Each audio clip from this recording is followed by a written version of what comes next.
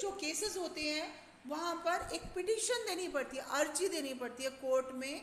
और फिर वो जैसे कि कोई किराएदार है, उसने ज़बरदस्ती कब्जा कर लिया मकान पर, तो मकान मालिक अर्जी देगा कोर्ट में कि इसको हमें खाली कराना है मकान को। तो वो अर्जी पर सुनवाई होगी, और जो टेनेंट्स भी, जो किराएदार होते हैं, वो भी फाइल कर सकता है केस कि मेरे को बाहर निकाला जा रहा है। तो फिर नेक्स्ट देखिए, क्रिमिनल केसेस में अगर वो पर्सन गिल्टी घोषित हो गया कि इसने अपराध किया है, तो उसको जेल भेजा जाता है, और साथ में उसको फाइन भी लगता है। और जबकि जो दूसरे सिविल केसेस होते हैं उनमें स्पेसिफिक रिलीफ मिलती है, थोड़ा सा उनको कंसेशन भी मिलती है। अगर वो कंसेशन किस वजह से होगी कि for instance in a case between a landlord and a tenant, किराएदार और जो मकान मालिक होता है उसके बीच में कोर्ट क्या कर सकता है, court can order the flat to be vacated and pending rent to be paid.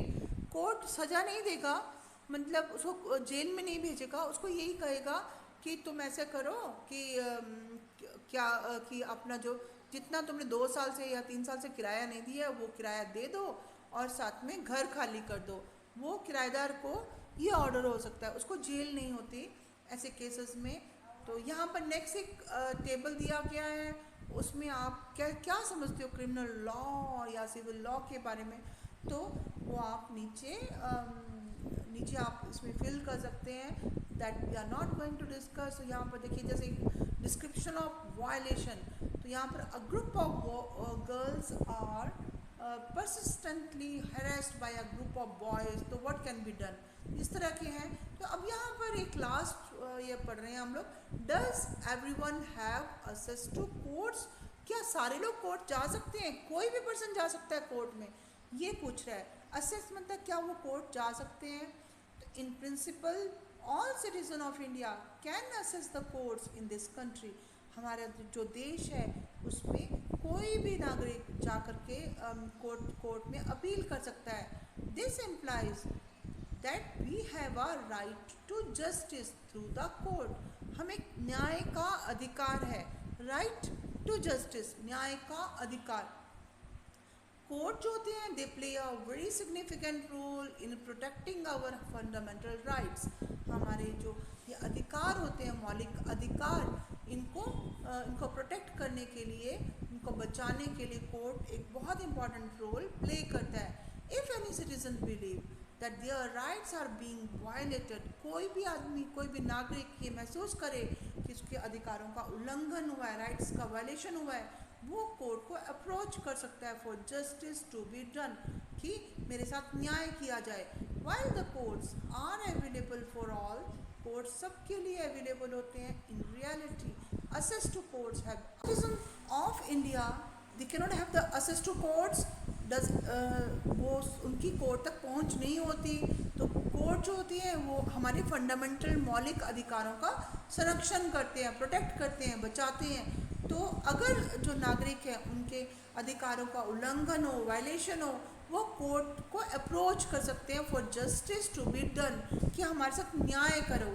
और while the courts are available for all, courts जो होते हैं सबके लिए अवेलेबल होते हैं, पर रियलिटी में क्या है कि हमारे देश में ऐसा है कि जो लीगल प्रोसीजर है, मतलब कोर्ट में जाना टाइम और मनी की वेस्टेज है। जो पुअर पर्सनस हैं जो कि रोज़ दिहाड़ी मजदूरी करते हैं, दैनिक मजदूरी से अपना जीवन चलाते हैं, हर दिन कमाते हैं और हर दिन खाते हैं, तो ऐसे लोग टाइम, अगर वो पूरा दिन कोर्ट के सिस्टम में टाइम वेस्ट करेंगे तो उनके पास कोई पैसा नहीं होगा खाने के लिए। तो ऐसे लोगों के लिए जो सुप्रीम कोर्ट ने 1980 में एक मैकेनिज़्म डिवाइस किया था, इसको कहते हैं public interest litigation, PIL system. ये क्वेश्चन स्कूल एग्ज़ाम्स में आता भी है, what is PIL system.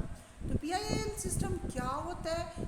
PIL public interest litigation, public होती है जनता, इंटरेस्ट उसके हित में। तो कोई भी पर्सन, कोई भी पर्सन या कोई ऑर्गेनाइजेशन वो क्या कर सकता है, एक लेटर या टेलीग्राम लिख सकता है सुप्रीम कोर्ट या हाई कोर्ट में दे सकता है उस लेटर को, और उस लेटर में सारी बातें डिस्कस कर सकता है कि किसके जो अधिकारों का उल्लंघन हुआ है या वायलेशन हुआ है, वायलेशन ऑफ हुज राइट्स, जैसे गरीबों को मजदूरी नहीं मिल रही है, या लोग जो है बाल श्रम करा रहे हैं, बच्चों को काम पे लगा रहे हैं, या फिर वो सही मजदूरी नहीं मिल रही, तो उसके बारे में एक लेटर लिख करके सुप्रीम कोर्ट या हाई कोर्ट में दे दी जाएगी।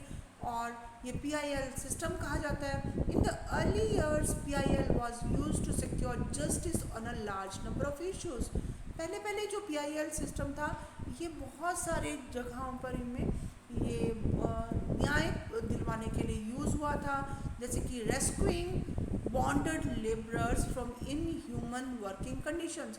लोग क्या करते हैं, बंधुआ मजदूर रखते हैं, बंधुआ मजदूर को बहुत ज़्यादा अमानवीय, इनह्यूमन होता है, अमानवीय स्थितियों में काम करना पड़ता है, और वो जो लेबरर्स होते हैं, मजदूर होते हैं, उनको कोई पैसा भी नहीं दिया जाता है, उनको घर भी नहीं भेजा जाता है।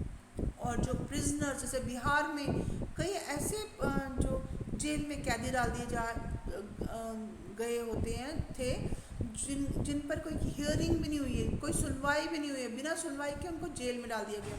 तो उन ऐसे सिस्टम्स में PIL जो है वर्क करता है। जैसे मिड डे मील स्कीम है, हमारे यहाँ गवर्नमेंट स्कूल से मिड डे मील स्कीम है, जिसमें जो स्कूल में जो बच्चे आते हैं उनको दिन में खाना दिया जाता है। तो ये सब कोर्ट का जो सिस्टम है, courts exercise a crucial role in interpreting the human rights, fundamental rights of citizen. ये आप देखते हो कि जो भारतीय नागरिकों के जो जितने भी मौलिक अधिकार है, right to live, right of to justice, ये सब कोर्ट फुलफिल करता है। राइट टू लाइफ भी है, राइट टू लाइफ मतलब हमें जिंदा रहने का भी अधिकार है, और उसके लिए फूड चाहिए, खाना चाहिए। जिसको खाना नहीं मिलता है तो उनको राशन सिस्टम से सरकार जो है खाना पहुंचाती है। ये मिड डे मील स्कीम शुरू की है ताकि बच्चों को दिन को खाना मिल सके। अब यहाँ पर एक केस के बारे में पढ़ेंगे, Olga Tellis versus Bombay municipal corporation, BMC municipal corporation होता है ना। तो यहाँ पर क्या था कि देखिए ये जो केस है Bombay Olga Tellis versus Bombay municipal corporation, इसमें क्या हुआ कि राइट टू लाइवलीहुड मतलब जिंदा रहने का अधिकार, खाने का अधिकार। तो यहाँ पर क्या हुआ कि जो पुअर थे, गरीब लोग थे यहाँ पर, जो बॉम्बे म्यूनिसिपल कॉरपोरेशन और ओल्गा टेलिस मामले में हुआ था। तो इसमें क्या हुआ था कि जो गरीब लोग थे, झुग्गी झोंपड़ियों में रहते थे, शेल्टर और हाउसिंग मिलती थी उनको, तो वहाँ पर रहते थे, तो उनको वहाँ से स्लम ड्वेलर्स को, झुग्गी झोंपड़ी वालों को वहाँ से हटा दिया गया था बॉम्बे म्यूनिसिपल कॉरपोरेशन ने, और उनको कहा कि तुम यहाँ नहीं रह सकते।